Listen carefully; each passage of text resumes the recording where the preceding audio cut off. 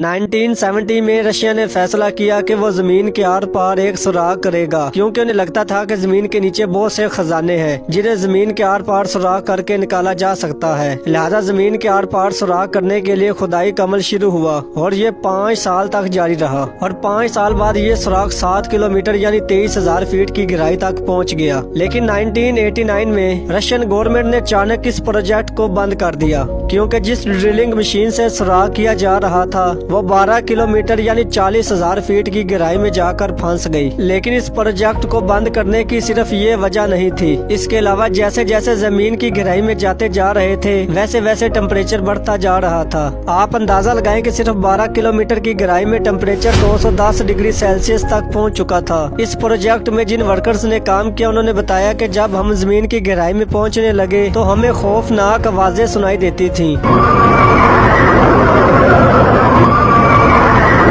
ये ऐसी खौफनाक आवाजें थी जो उन्होंने अपनी जिंदगी में कभी नहीं सुनी थी, और इन आवाजों के अलावा जमीन के अंदर खामोशी कभी कभी बहुत ज्यादा फील होती थी, जिसकी वजह से उन्हें बहुत ज्यादा खौफ आता था। इन पुरअसरार चीजों के अलावा एक चीज ये भी थी कि जमीन में जिस रफ्तार से ड्रिलिंग की जा रही थी, इस हिसाब से ये लोग 1140 साल में जमीन के सिर्फ आधे तक ही पहुँच पाते। तो सोचे जमीन के आर पार निकलने में कितना टाइम लगता। बहरहाल ये आज तक का जमीन पर इंसानों की तरफ से किया जाने वाला सबसे गहरा सुराग है, जिसे Kola super deep bore hole के नाम से जाना जाता है। और इस